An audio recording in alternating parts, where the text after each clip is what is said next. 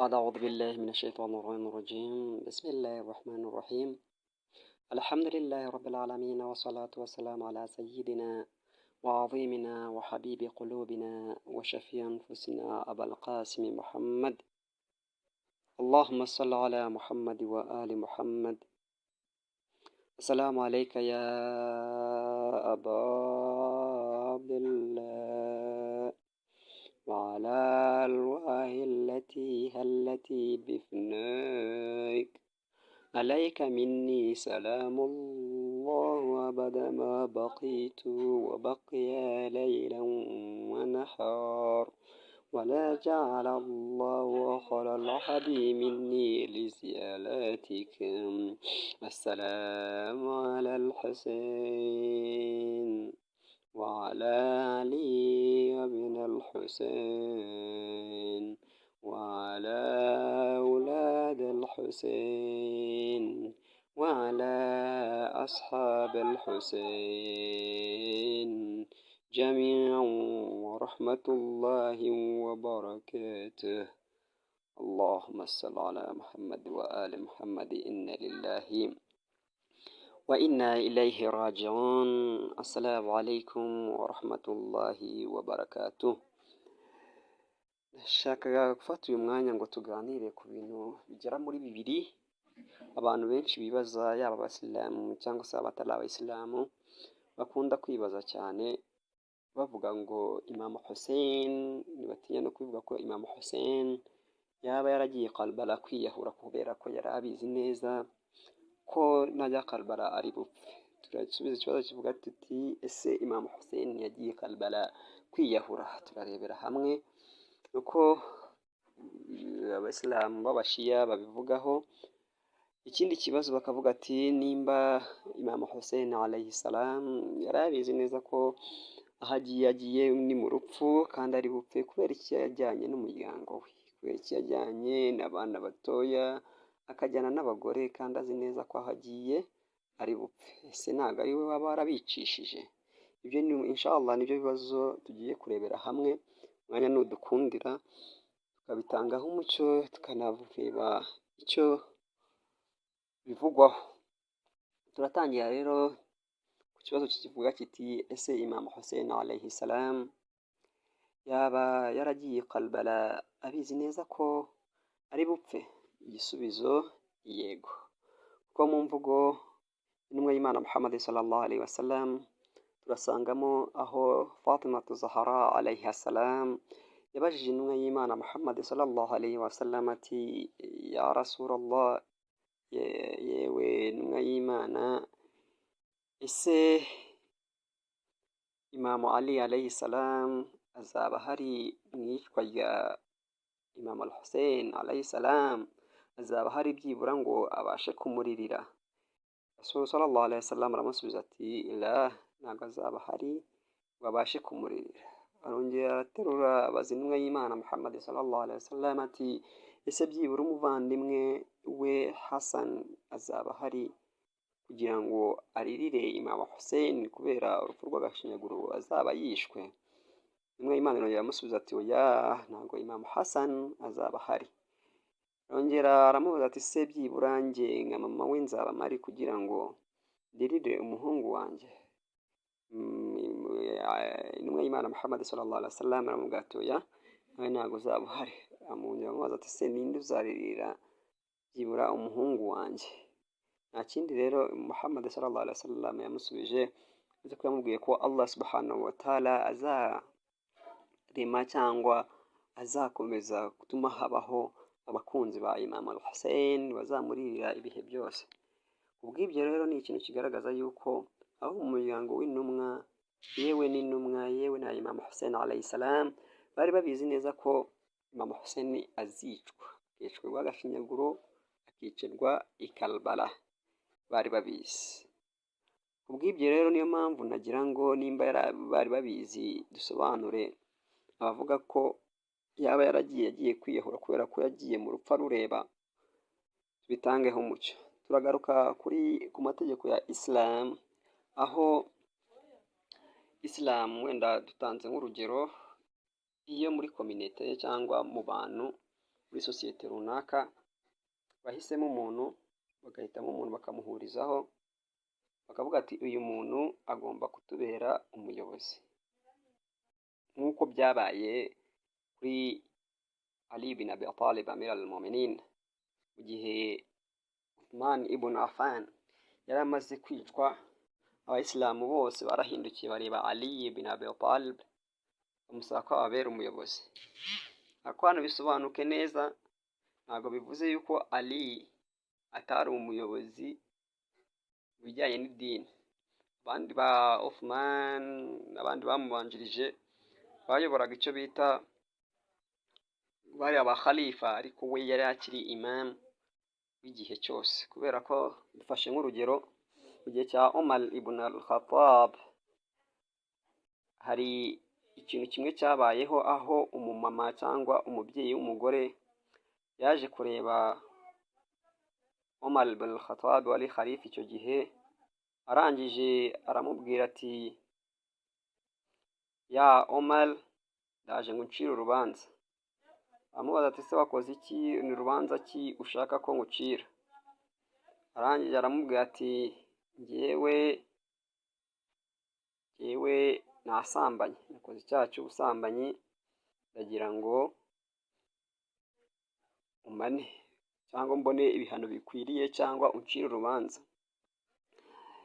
Umar ibn al-Khattab aravuga ati nta kundi nyine, ubwo nimba wasambanye, igihano nko kwicwa, ugafata ibihano bikwiriye umusambanyi, ugatebwa amabuye ukicwa. Uwo mumama nta kindi yavuze, cyangwa uwo mubyeyi yaravuze ati ese ko hari ikintu kimwe nashaka gusaba, akinyemerera? Aramubwira ati nta kibazo. Aramubwira ati wakemera se yonyine ukareka Imam Ali cyangwa Ali ibn Abi Talib akaba ari ucira urubanza, akancira urubanza, icyo ari buvuge cyose ndyemera? Amubaza ati kubera ushaka ko Imam Ali alayhi salam ari ugucira urubanza? Avuga ati nuko nizeye ko ari we muntu w'umunyakuri usigaye, urubanza rero ari bunciye rwose ndarwemera. Bahamagaje Ali ibn Abi Talib, baramubwira ati, baramuzana, baramubwira uko ikibazo kimeze, baramubwira ati uyu mama yasambanye, ubwo rero yifuje ko ari we umucira urubanza. Imam Ali alayhi salam yegera umubyeyi, aramubaza ati se ni iyihe mpamvu yatumye ukora ubusambanyi? Umumama mu gahinda kenshi n'ikiniga abwira Imam Ali alayhi salam ati mfite abana, inzara yari igiye kubanyicana, nabuze uko mbigenza, negera umugabo w'umukire duturanye, musaba ko yamfasha, akagira ate, akampa icyo kuramiza abana. Umugabo nta kindi yansubije, yarambwiye ati keretse nimba wemera ko tubanza tukaryamana ndabigukorera. Ndamubwira ati tinya Imana ariko umfashe umenye kuramiza abana. Bimubwira inshuro zigera muri 3, umugabo aranga. Mbona nta yandi mahitamo mfite rero uretse ko ngomba kumureka nyine tukaryamana kugira ngo mbone icyo ndamiza abana banjye. Niyo mpamvu rero nakoze ubusambanyi. Imam Ali alayhi salam akibyumva yahise abwira wa mugore ati bakure kugende. Umar ibn al-Khattab ntiyabyumva neza, avuga ati ni gute uciye urubanza, ibyo bintu birumvikana? Arangije Imam Ali alayhi salam ahita amuha umurongo uboneka muri surati Maida, aya yaho ya 3, iri kurangiraho Imana Allah subhanahu wa ta'ala ivuga ati ba'da a'udhu billahi minash shaitanir rajim faman idtarra fi makhmasatin khayra mutajanif li'ithmi fa inna Allaha ghafurur rahim. Ukuvuga ngo Imam Ali yaramubwiye ati umuntu wese, Allah subhanahu wa ta'ala aravuga ati muri Qur'ani, uzasumbirizwa, uzagerwaho akabura uko abigenza, agasumbirizwa abona nta kindi gisubizo, agasumbirizwa n'inzara, atari ukwigomeka kuri Allah subhanahu wa ta'ala. Mu by'ukuri Allah ni ubabarira ibyaha nyirimpuhwe. Kubw'ibyo rero uriya mumama nawe yasumbirijwe n'inzara n'abana be. Ubwo rero Allah nk'uko abivuga muri uwo murongo, nyiri kubabarira nyirimpuhwe.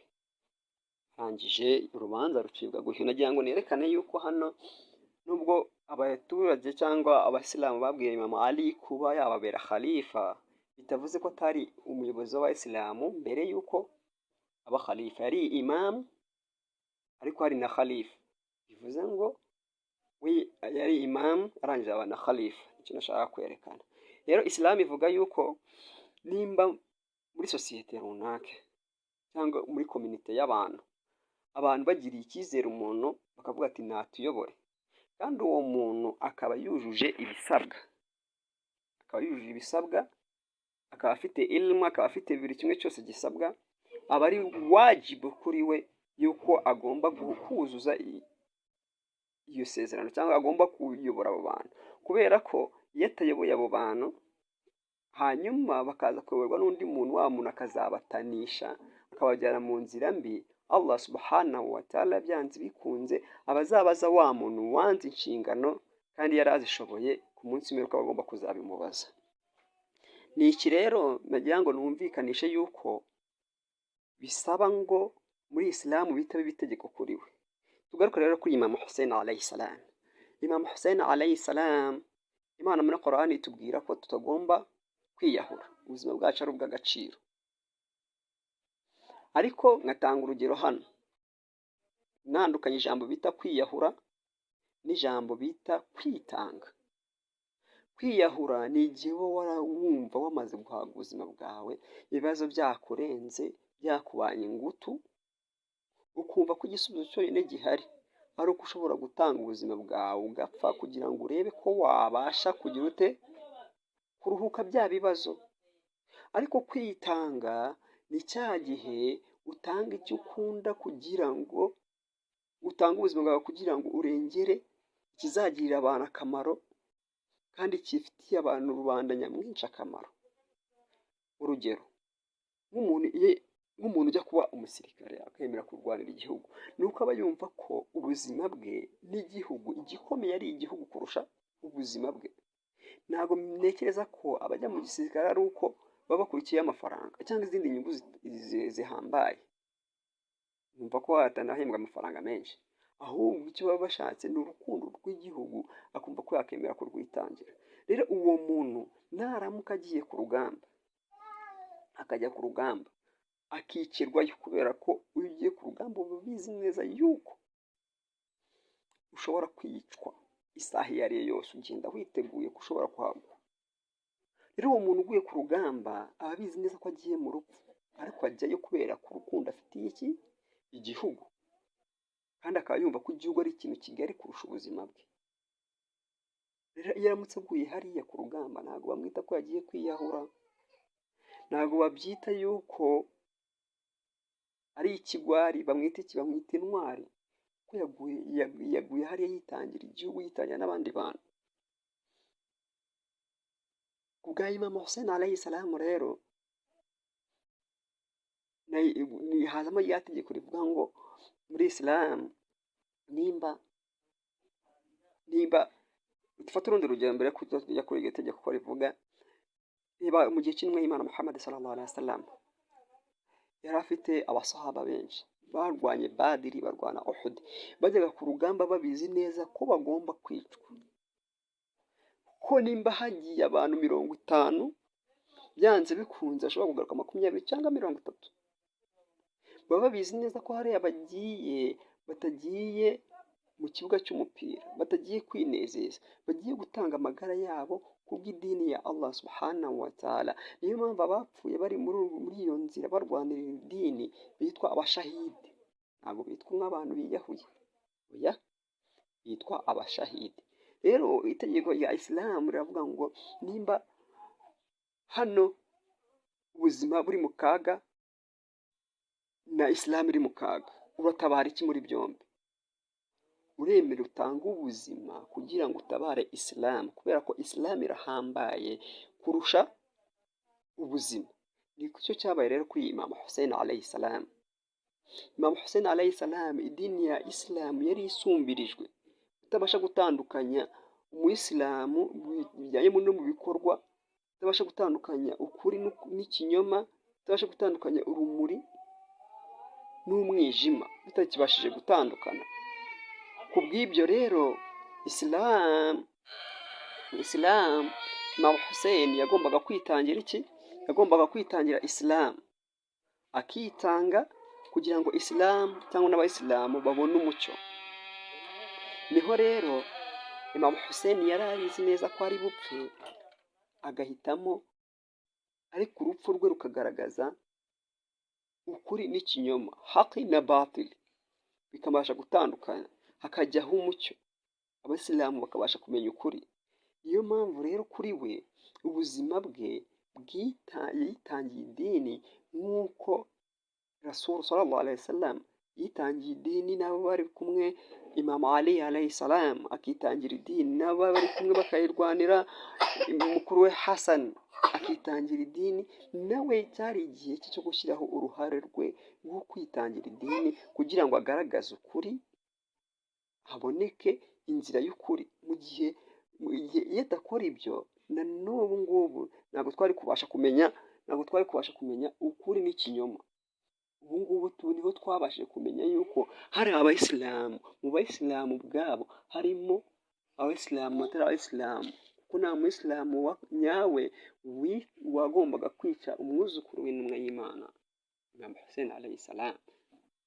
Nta muyisilamu wemera umuyisilamu ujya kuri mu iswala ukora agasabira umuryango w'intumwa y'Imana avuga ati Allahumma salli ala Muhammad wa ali Muhammad, wari gutinyuka kuba abari gusabira akandingana bica. Iyo ibi ngibyo byatumye abantu bahumuka, barabona ikigenderewe. Rero urupfu rwa Imam Hussein abavuga ngo ni ukwiyahura baribeshya cyane. We yari abizi, kandi ibyo yari azi ko ari igikorwa cya jihad cyo kwitangira no kwitanga mu nzira y'Imana Allah subhanahu wa ta'ala. Inshallah kansoreza aha ngaha, tuzakomeza dusubiza ikindi kibazo kigira kiti nimba yari abizi neza se ko agiye gupfa, kubera iki byabaye ngombwa ko ajyana n'umuryango we, akajyana abana batoya ko bagiye gupfa kandi nabo bari buhapfire, akajyana abagore bafite imbaraga nkeya. Inshallah icyo kibazo nicyo tuzasubiza muri wadiyo ikurikiye. Wa hadha, assalamu alaikum wa rahmatullahi wa barakatuh.